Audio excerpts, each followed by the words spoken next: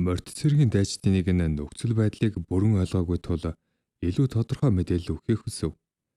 Тэд хараахан зөх бэлтгэлээч хийж амжаагүй байгаа шин цэргүүдийг шууд ийм аюултай талбар руу илгээж болохгүй гэж үзэж байсан юм. Гэвч Жулиус тэдэнд үннийг маш хатуу бөгөөдөд товчхоноор хэллээ. 5 дугаар салооны ахмад сургагч Эрвин болон түүний цэргүүд сургаггүй халгуулсан байв. Ахмад Эрвинийг тэнд байсан хүн бүр сайн мэддэг байлаа. Тэрүүл цагаан хуйтлууд морд цэргийн хамгийн ахмад хашир туршлагатай баатар тул тийм ч амархан дайсанд өвдөг сүгүрх нэгэн биш байв. Энэ магадгүй Тёгийн хийсэн үйлдэлүүдээс үүдэлтэй түүний шууд хариуцах ёстой өөр нэгэн эрвээхэн эффект байж болох юм. Харцас бага тэдний үхлийн магадлалыг 80% гэж тогтоосон байлаа. Хэрэв тэд амьд үлдэж чадсан байлаа ч даалгавраа цааш үргэлжлүүлэх ямар ч чадваргүй болох нь тодорхой байв. Тиймээс одоо байгаа бүх цэргүүд түр хугацаанд 5 дугаар салааны нэрийг авч даалгаврыг гүйцэтгэхээр болов. Эвлэн Наруулыг уг салааны ахмадаар томиллоо. Зэрэг хөдлөх хүртэл ердөө 3 хоногийн хугацаа үлдсэн тул шин цэргүүд энэ богино хугацаанд бүх суурь бэлтгэлийг шахан сурах ёстой байв. Жулиус хөгшин Эрвинийг тийм амархан үгсэн гэдэгт итгэхийг хүсэхгүй байсан ч түүний дотор өршөө авах цангаад үргэлжлэж байлаа. Ийхүү хэлээд тэрээр талбайг шийдэмгийгээр орхин одов. Энэ бүх хэрэг явдал үндэ хар гавлын яс бүлгмийн дээрэмчид Сирус холбооны худалдааны төлөөлөгчийг барьцааснаас эхэлсэн билээ. Уг нь морд цэргийн оролцоотойгоор ямар нэгэн хохирлгүйгээр дуусах ёстой байсан ч энэ хэргийн жинхэнэ зорилго өөр газарт байв. Энэхүү бүх хурамч ажиллагаа утааны хөшг нь ердөөл луг хөнөгч Баалмунг сэлмийг хулгайлж тээвэрлэхийн тулд зохион байгуулагдсан байжээ. Хэрвээ Торомны гарт тэрхүү сэлэм очивол төрийн эргэлт шууд эхлэх байв. Хэрэг явдал Тёгийн өмнөх амьдралын дурсамжаас огт өөр зөвлөө эргэж байх шиг байна. Хэрвээ энэ бүхэн түүний буруугаас болсон бол тэр үнийг өөрийн биеэр эцсийг нь хүртэл шийдвэрлэх ёстой байв. Энэхүү луг хөнөг сэлмийг олж авах нууц даалгавар албан ёсоор эхэллээ. 5 мэт хүнд тартлаантай 3 хоногийн суурь бэлтгэл өнгөрөв. Хойд зүгийн бэхлэлтийн цагаагаар тэсвэрлэхийн аргагүй хүйтэн байхан тэр. Харуулын цамхаг дээр зогсож байсан дээрэмчдийн ганц харуул алсаас сарны гэрлийг хаан гарч ирэх ямар нэгэн зүйлийг гинт олж харав. Тэгтэл энэ цагаан хуйтлууд морд цэргийн вайвернууд бүхэл бүтэн батлон байлаа. Харуулын аюулгүй дохиог дуугаргаж амжихаас өмнө харуулын цамхаг хүчтэй дэлбэрэлтэнд өртөн бут нэргэгдэв. Эвлэн бэхлэлт рүү бөмбөг хаяах тушаал өглөө. Тэрхүү вайвернууд яг л дэлхийн 2 дугаар дайны үеийн бөмбөгдөгч онгоц сучиг харагдаж байв. Бэхлэлтийг бүслэн бөмбөгдөх ажиллагаа маш нарийн лазер мэт оновчтой хэрэгжиж бүх зүйлийг нуранг болгож орхив. Дээрэмчид дэлбэрэлтэд өртгөөс үлдэж тайз дотор нуугдахыг хичээсэн ч хидэрхий оройтсон байлаа. Луудачид хүлгээсээ буун ирж зугтаж амжиг үлдэгдлүүдийг шууд л хядаж эхлэв. Эвлэн өөрийн цэргүүдийг чадварлаг удирдах нүдэнд харагдах бүх дээрэмчдийг нэгч үлдээлгүй устгахыг тушаав. Энэ бол цагаан хуйтлууд морд цэргүүдээр оролцсны төлөөх тэдний төлөх ёстой үнц нь байлаа. Нөгөө талд домогт сэлмийг нууцаар хил дагуулахаар авч явсан ир дайралт эхлэхээс өмнө бэхлэлтээс гарч чадсандаа өөрийн хувь заяанда баярлан явж байв. Хэрв тэр энэхүү сэлмийг эзэнт нь хүргэж өгч чадвал түүнд амлсан асар их мөнгийг авч амьдралынхаа үлдсэн хугацааг баян чинэлэг амар амгалан өнгөрүүлэх л үлдээд байлаа. Харамсалтай нь тэрхүүгээр анхнаасаа л өөхөх тавилантай байжээ. Түүний шунлын эцэстээ юу ч болж амжилгүй. Нэгэн малгайтай цувтай нууцлаг дүрд толгоогоо тастуулах гашуун үр дагаврыг авчирв. Баалмунг сэлмийг бэхлэлтээс нууцаар гаргаж авмагц малгайтай цувтай нууцлаг дүрүүд хяналтыг бүрэн гартаа авлаа.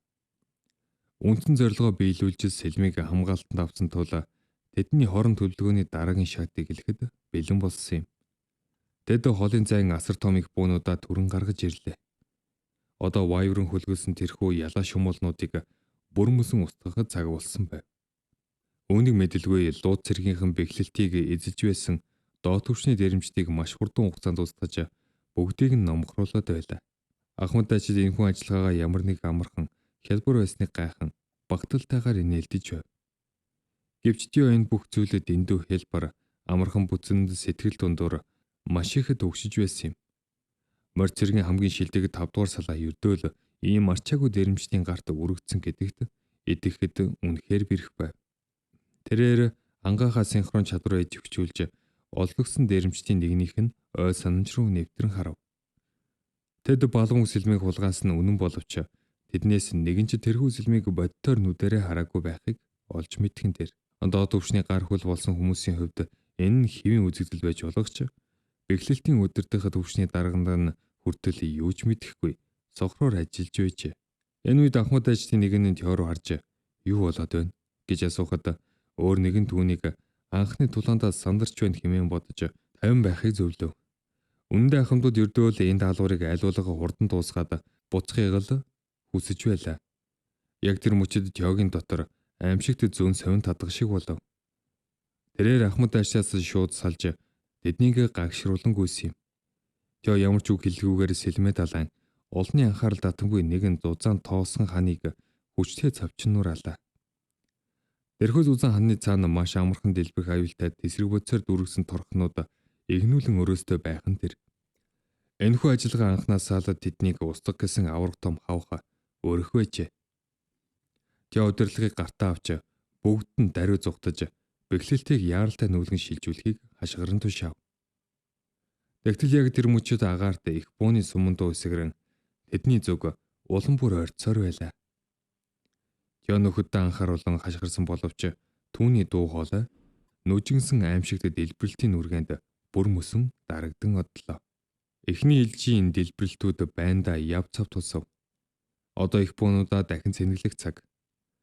Тэрхүү нууцлаг малгайтай цувтай дөрүүд тэсэг бодисоор дүүрсэн бэхлэлтийг бүх өнцгөөс нь их бууны сумаар тасралтгүй бөмбөгцсөөр байлаа. Тэдэн чинээр байгуулагдсан 5 дугаар салааг нэгч хүлдээлгүй устгах бүр шоргоолзож амьд гаргаж болохгүй гэсэн хатуу тушаал өгөгдөжээ. Тэр зуур энэхүү цус даалгаврыг өгсөн гол эзэн сарны гэрэл туссан хүйтэн өрөөнд ганцаараа сун. Тэр бол Камелийн ордны эзэгтэй асан хадагтай Амаал Рагнар байлаа.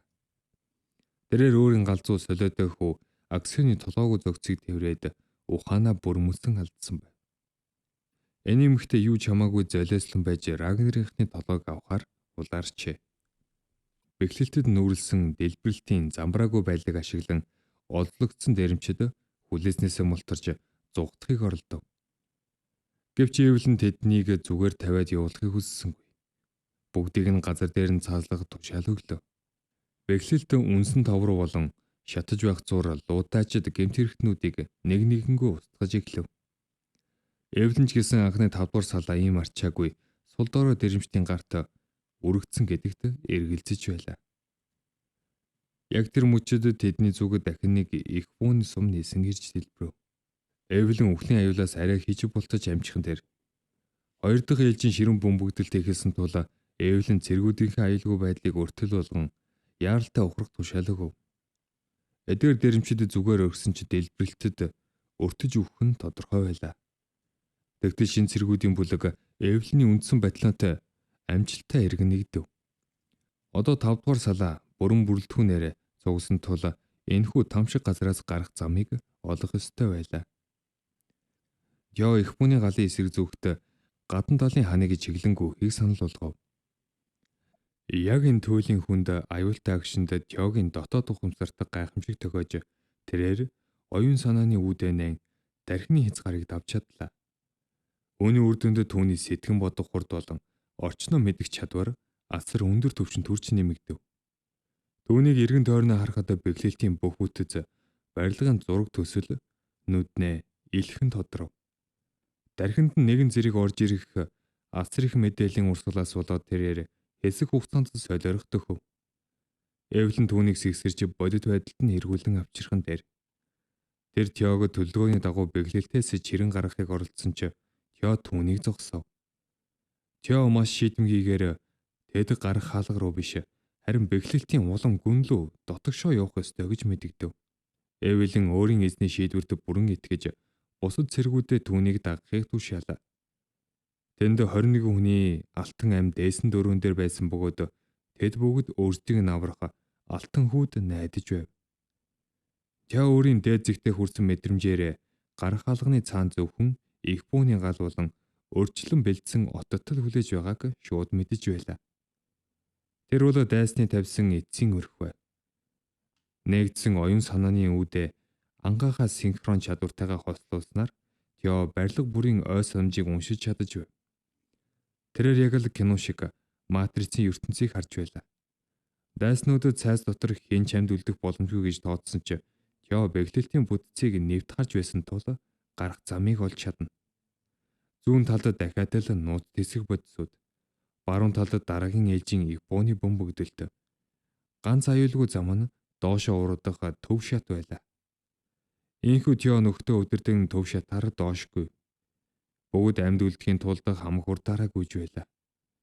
Эвлэн цэргүүдээс нэг нь ч ард үлдэхгүй байгааг хянахын тулд цувааны хамгийн сүүлд хамгаалж яв. Гэвч тэдний урд мухар зам гарч ирэхэд амьд үлдэх найдвар нь замхрах шиг болсон юм. Бүгд сандарч Тео ямар нэгэн суу төлөвлөгөө сэдгийг хүлээн түнлүү харав. Тэдэнд ирсэн замаараа буцах боломж байсангүй.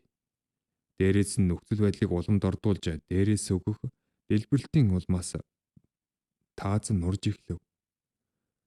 Асар том нурангад чулуунууд дээрээс унаж шин 5 дугаар салааг амьдаар нь булах аюул нүүрлсэн юм. Гадна талдаа Тровны малгайтай цувтай төлөөлөгчд өөрсдийн зохион байгуулсан энэхүү галтаа жүжигтэй баярлан баясаж байлаа. Тэд өөрсдийн зэвсгийн агуулгадах бүх их бууны сумыг дуусгасан байв.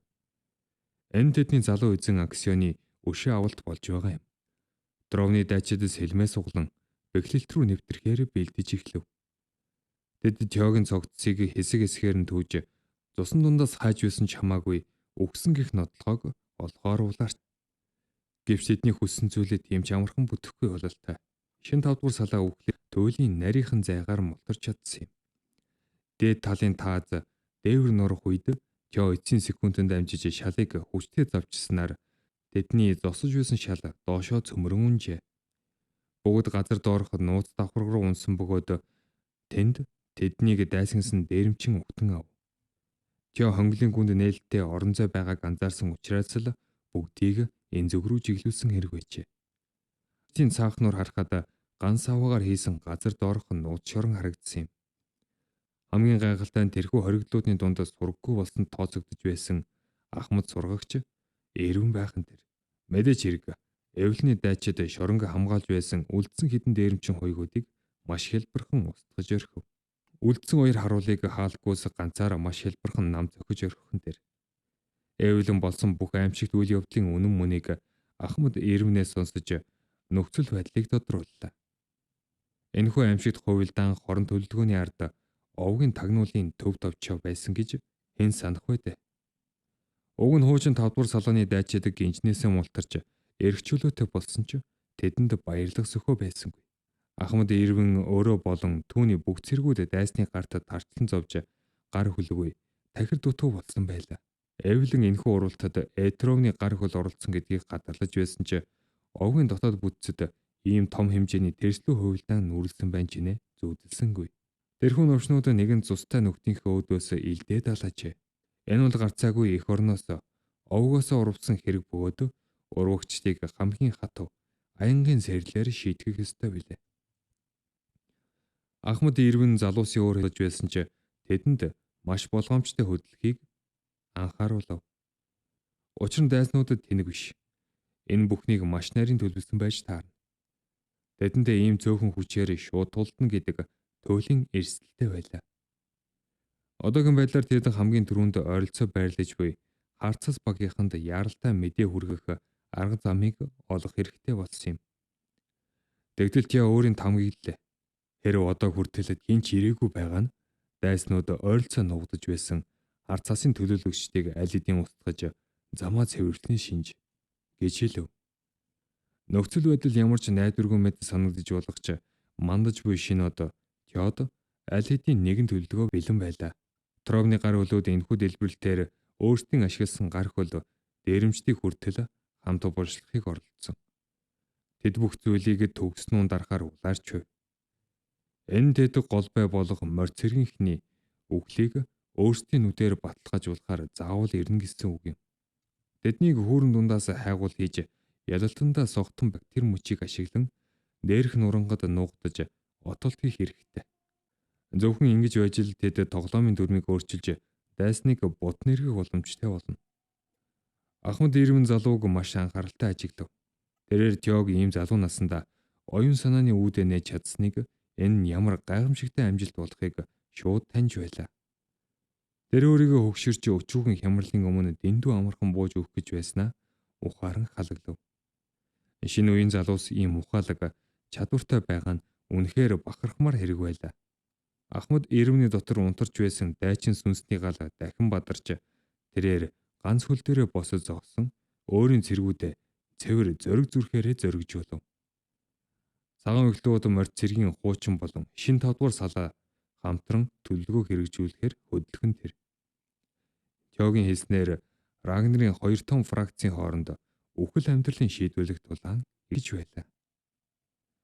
Тровны дайчид үхтлүүдийг хайхаар бэглэлтийн нурангу руу сүрэг шоргоолж мэтэд дайран орцгов. Тэд хохирогчтой олж тогтоохын тулд чулуу, нуранга бүх зүйлийг нэг нэгэнгүй эргүүлж байлаа.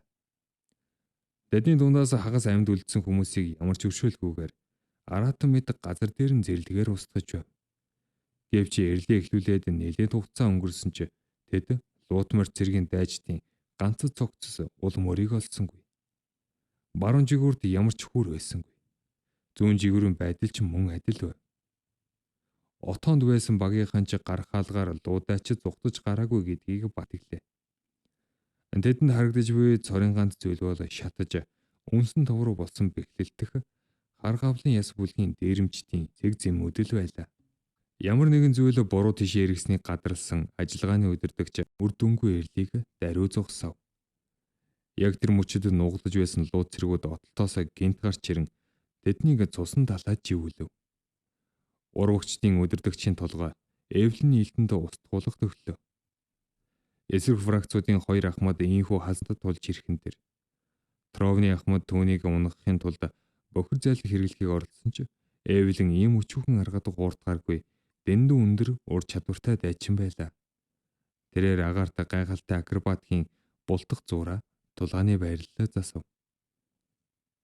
Тровны ахмад чангаар хашгирч цэргүүдээ отолтонд орсныг анхааруулсан боловч бүх зүйл хэтэрхий оройтсон байлаа. Тэрээр байрлалаа өршлөхийг тушаасан ч дөөний цэргүүд аль хэдийн чадварлаг луудайчдын илтэнд өртөн амьсгал хураагаад байсан юм. Энэхүү тэрслүү урагш ажиллагаа ил болсон тул Эвлин өөрийгөө Рагнарын хууль цаазын шүүх чимээн тунхаглаж тэдэнд газар дээр нь үхлийн ял оноолоо. Тровны ахмад бууж өгөхийг хүссэнгүй. Эвлинтэй үхлийн тулаан хийв. Тэд бие биенийхээ цохилтыг хариулж ширүүн тэмцэлтлээ. Тэрээр Эвлинийг барьж байх зураа хэд хэдэн хүчтэй сүрэг дайралт хийж амжив. Гэвч түүний дотор эдгээр вайверн хүлгэлсэн новшнууд яаж ийм аимшигт бөмбөгдөлтөөс амьд үлдэж чадваа гэсэн гайхширал эргэлзээ төрж байлаа. Энэхүү эргэлзээ түүний анхаарлыг ганцхан хором сарниулсан бөгөөд Эвлин энэ алдааг нь ашиглаж чадав. Тэрээр үхлийн цогилт хийж урагчийн толгойг тасдах төглөө. Эвлин дайралтаа улам ширэн үргэлжлүүлж түүний биеийг элтийнхээ үзүүрээр хэсэг хэсгээр нь нэвт татган цусыг нь сабриулв. Тэрээр тагнуулын төв товчны үлдэгдэл цэргүүдэд хандан даруй бууж өгөхийг анхаарууллаа. Одоо тэдний эсэргүүцэл ямар ч үр дүнгүй болсон байсан юм. Отолд амжилттай болсон тэр мөчөд тэд аль хэдийн мад тавилаа. Сайн дураараа бууж өгсөн хүмүүсийн амийг үлдээж хууль ёсны шүүх хурал хүртэл амьд байлгана гэдгээ тэр мэдэгдэв. Тровны ахмад ийхүү тушаал өгөхөд дэнд байсан луудайчид бүгд цочролд орлоо. Урагчдын Тровн гэр бүлд нууц хөдөр үлдсэн байж. Дайсны дайчдын нэг нь аратан мэд галзуурч шууд Тёро ухас хийв. Түүний довтлооны хүч нь ердийн үеийнхээс хэд дахин илүү байгалийн бус байхан тэр.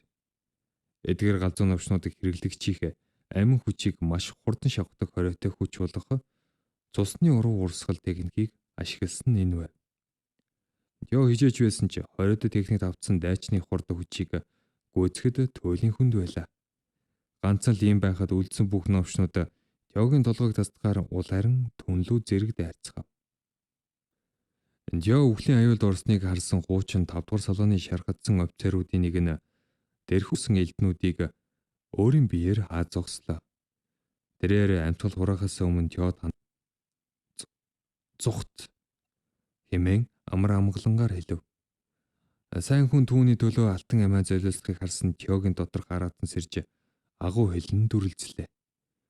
Тэрээр тэрхүү галзуу солиотой дайчдыг өөрийн хамгийн хүчтэй гурвалсан луугийн хумс техникээрээ тасчин хаяв. Залуу эзэн өөрийгөө улам шахан дахин оюун санааны үүдээ нээлээ. Түүний нүдэнд хорвоо ертөнцийн маш удааширж асар хүчтэй болсон хэдэн 10 дайчдын байрлал нэг бүрчлэн тодров. Тэрээр өмнөхөөсөө илүү хүчрхэг гурвсан луугийн хумсыг дахин ашиглахад түүний элдний ер нь өөрийн нөхөдөө чадварлаг тойрч зөвхөн дайснуудыг нь үнсэн тавруу болгов. Энэ бол Ахмад дайчдыг чалмаар болсон агуу хүч ур чадварын үзүүлбэр байлаа. Тоос ман замхраад бэхлэлтийн газар шороонд үхлийн амьсагт мөрлүүлдсэн байв. Тэндээс амьд үлдсэн цорынгаас урагч нь Тровны Ахмад байлаа. Овгийнх нь нүдний өвс болон тэрхүү залуу ийм хүчтэй болсныг харсан өөрийн амиар чамаагүй Теог буршин чирхээр шийджээ. Тэрээр цусны уруу урсгал техникийг өөртөө ашиглаж тавьсан сумчиг хурдалж энэ үед Теогийн салааны ахмадууд шин цэргийг гайхан биширч зүгээр л хөшөө шиг зогсож байлаа. Гэтэл Тео оюун санааны үүдээ хэтрүүлэн ашигланаас болоод ухаан алдахгүй тулд арай хийж тэмцэж байв. Ийм өндөр түвшний хүчийг нарийн удирдах нь түүний биед ахадсан хэвээр байсан юм. Нөхцөл байдлыг уламжлуулж үлдсэн ганц галзуу дайчин амин хүчээ секунд бүрээр шатан уур хилэнгийн солиор мэт дээврээс бууж ирж байлаа. Тровны үн чалбад учраас тэрээр энэ залууг там руу чирэхэд бэлэн байв. Тео хамгаалтын байрлал авахыг хичээсэн ч түүний маана хуйлрал өмнөх дарилтаас болоод замбраагүй болсон байв. Нөгөө урагч маанагаа дэлбэлэх шинж тэмдэг үзүүлж эхлэхэн дээр тэр өөрийгөө золиослон бүхэл бүтэн газар нутгийг дэлбэлэх гэж байлаа. Азар Теогийн албан ёсны анхны илт болох Эвлэн эзний хамгаалахаар гарч ирэв. Шуурганы бурхан буюу God of Tempest техник ашиглан амиа золиослогч бөмбөгдөгчийг хүчтэй хуйлралтаар стратосферийн зүг шидэж орхив.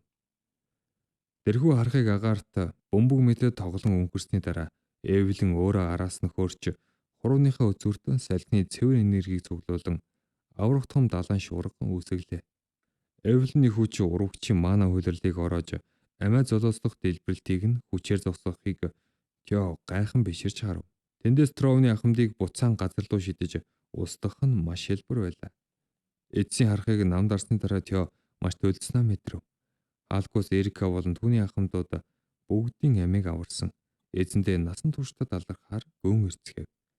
Эцэст нь нар мандаж түүний алтан туяа Теогийн сэтгэл хангалуун нэмсгэлийг гэрэлтүүллээ.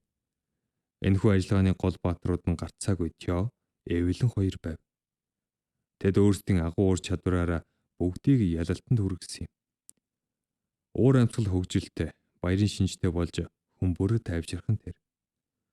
Урт удаан үргэлжилсэн харанхуй шөнө өнгөрч шинэ үеийн цоглог удирдагчаар удирдуулсан гэрэлт ирээдүй айсв. Гэвч Сарнайн ордны хүйтэн ханны цаана хатагтай Амал Рагнар галзуу хүн шиг бүх зүйлийг эвдэс сүйтгэж байлаа. Этрон түүний хоолойг боож түүн рүү харалтын үг шидэж байв. Энэ эмэгтэй бэхлэлийн ажиллагаанд өөрийн дураар хөдөлж шаардлагатай алхам хийсэн нь илэрчээ. Тэрээр тэнгэрийн луугийн тамгыг хулгайлж албан ёсны тушаалыг уурамчаар үлдсэн байв. Цагаан хуйгтлууд морд цэргийг болон Рагнарын бутаж үг устгах ажиллагаа иймэрт эхлэх ёсгүй байсан юм. Одоо Тровныхан маш хүнд байдалд оров. Тэрхүү галзуу эмэгтэй Тровны хэдэн 10 жилийн төлөвлөгөө үгүй хийжээ. Хатагтай Амаал өөрийн хөөрхий бяцхан акционы төлөө үш авахыг хүсэж байгаагаа хэлж архив. Тэрээр хүүгээ 50 нойрсохын тулд тэр хүмүүс Тео болон түүнтэй холбоотой бүх хүнийг тасчин хаяхыг хүсэж байлаа. Гэвч Тровн нэг үн цэнгүй хүүхдийн үхлээс болоод гэр бүлийнхээ өмнө хүлээсэн үргээ мартсан энэ эмэгтэйг хизээж уучлахгүй гэдгээ илэрхийлв. Уур хилэнтэй галзуурсан Трон акцины өмхөрч буй толгойгүй зогцыг хайр найргүй дэвсэлж гарав. Төлөвлөгөөний хамгийн чухал хэсэг болох луг хөнөөх сэлмийг тэд алдчихлаа. Тэрээр Амалыг Траун гэр бүлийнх нэр төрөөс нь үр тасаж хөөхөн мэдэгдэв. Төрсөн ахынхаа хүйтэн нүд рүү харах явцад Амалаад яг л тэдний аимшигт эцэг их нь өөрийг нь дээрс нь доороос харж байгаа мэт ширүүн мэдрэмж төрлөө. Тэнгэрийн луу явхаас өмнө ордны шивгчид хамгаалагчдад хандан Амхаалыг хизээч дахин нарны гэрэлд гарахгүйгээр гүн шорон төвчхийг дүүшав. Мөн ямар нэгэн мэдээлэл гадагш алдагдахаас сэргийлж тэнд байсан бүх ялаа шумуулнуудыг устгах ёстой байлаа. Гэвч Нямба төлөвлөсөн төрийн эргэлтэн нурсанд төлөөс бухимдсан Этрон зөвхөн уураа гаргахын тулд л ордны бүх шивгчийн харуулуудыг ганцхан хормын дотор цусан талаад живүүлэн устгав. Наривчлан бодвол түүний сүүлийн үеийн бүх бүтлгүүдлийн үндсэн шалтгаан нь ердөө ганцхан новшоос үүдэлтэй байлаа. Тэр бол Тёр Рагнар. Тэнгэрийн луу тэрхүү боцааны дотор ирэхнэр гар хуруугаа цустаж өшөөгөө авах өдрийг тэсэн ядан хүлээжв. Анхны даалгавар нь амжилттай болсон тул Тёд олзоо шалгах багхан ч гэсэн чөлөө цаг болдов. Дайны замраагүй байдал дундаас тэрээр луг хөнөөгч Балмунг сэлмийг авч амьдсан бөгөөд уг сэлэм одоогоор бүрэн лацлагдаж цоожлогдсон байхыг олж мэдэв.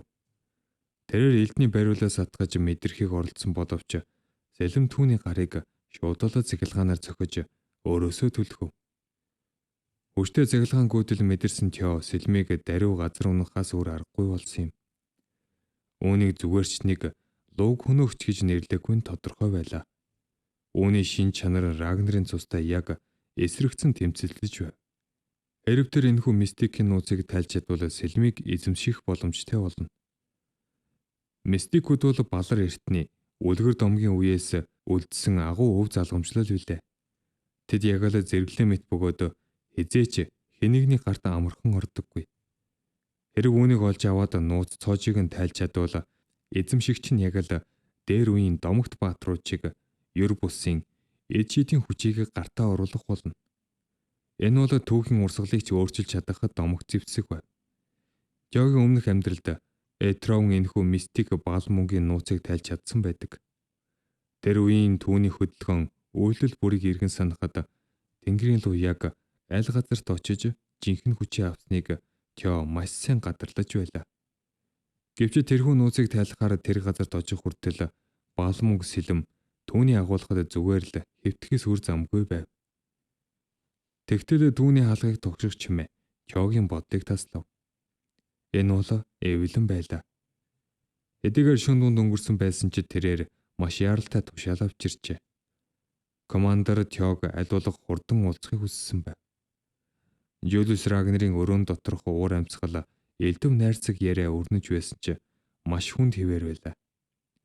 Түүний өдөөс харан суугаа ахмад сургагч Ирвэн өөрийн зодог тайлга тэтгэвртэй гарах тухай асуудлыг хөндөв.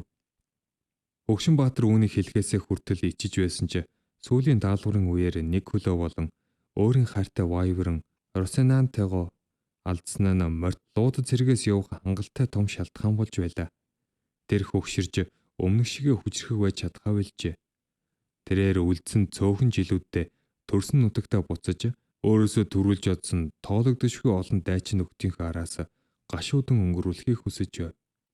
Жюлиус энэхүү зөрүүд өвгний шийдвэрийг юу ч өөрчилж чадахгүй гэдгийг ойлгосон тул Ахмад Ирвний зодог тайлах хүсэлтийг ёсоор болгов. Цайгаа уучлах зураа өвгөн Баатар өнөөх гайхалтай шин цэрэг болох Тё Рагнарын тухай сэдвийг сөглөв. Тэрээр хүүг айл хэдийн оюун санааны үүдээ нээж чадсан тухай дуулгав. Жюлиус өөрийн мандаж буй шинэ од нь эгэл хүмүүсийг ёр бусын хүчтнүүдээс тусгаарладаг тэрхүү агуу ханыг давж чадсныг сонсоод үнэхээр сэтгэл хангалуун байлаа. Ирвэн тэрхүү хүүг анханаас оюун санааны үүд нь нээлттэй төрсэн төрөлхийн гоц авьяаснуудын нэг биш гэдэгт итгэлтэй байв. Тё тэрхүү хүнд давааг өөрийн цуцшгүй хичээл зүтгэлээр хүчээр нээсэн гэх маш тодорхой шинж тэмдгүүд байсан юм. Энэ нь түүний хүчний сав асар том хэмжээгээр дэлж магадгүй тэдний төсөөлж чадамгүй тийм агуу орон зай үүсэж байгааг илтгэж байлаа. Жюлиус Тёгийн хурдтай хөгжлийг үргэлжлүүлэхийн тулд тэрхүү авраг савыг илүү их хүчээр дүүргэхтэй бэлэн байв. Энэхүү Ирвэний эцсийн илтгэл дуусав. Энэ бол хөгшин дайчны залуу удирдагчдаа үлдээсэн сүүлчийн үг байлаа. Морд цэргийн болон овгийн ирээдүг одоо Жюлиус өөрөө гардан хурцлж хэлбэржүүлэх үүрэг үлдэв. Тэр шүүн чөтгөрийн луу төв штабын бэлтгэлийн талбайд Тётой уулзлаа. Командор Жюлиус хүүг сүүлийн ажиллагааны үеэр гаргасан гайхалтай амжилт Гавьяаг нь магтсан бөгөөд Тео маш даруйхнаар энэ бүх амжилтаа хамт олонныхоо зүтгэлтэй холбоон тайлбарлав. Тэгтэл командир түүнээс өөрийн тулааны онолын ахиц дэвшлийн талаар асуув. Тео тулааны онолыг ердийн тулааны чадвар хүч чадал хэмээн буруу ойлгож түүндээ тохируулан хариуллаа. Жулиус түүнийг даруй зогсоосон юм. Тэрээр ердөөлө тулааны техникийн төвшний тухай яриаггүй байлаа. Тэр бол зөвхөн өнгөн хэсэг. Тулааны онол гэдэг нь түүний элд энэ хорвоо ертөнцид яг ямар дүр зургийг зурж бүтээж байгаад оршдог аж. Хэрэг явдлыг ийм гүн утгаар хэлэхэд Тео яаж хариулахаа мэдэхгүй гацчихав. Учир нь тэрээр урд өмнө өөрийн нүдээр харж байсан овгийн тэргүүний агуу элдний араас л ганцаараа тэмүүлж зөвхөн түүнд л анхаарлаа хандуулж байсан билээ. Жулиус түүнийг ийм хариулт өгнө гэдгийг аль хэдийн тааварлсан байв. Анхны үед хүн бүрэлд яг ийм байдаг билээ. Энэ хүрээд бичлэг маань өндөрлөө. Та бүхэн маань дараагийн бичлэгээ илүү хурдан авч үзэх хүсвэл сувагтаа лайк болон subscribe дараарай. Ингээд өдрийг сайхан өнгөрүүлээрэй. Баярлалаа. Баяртай.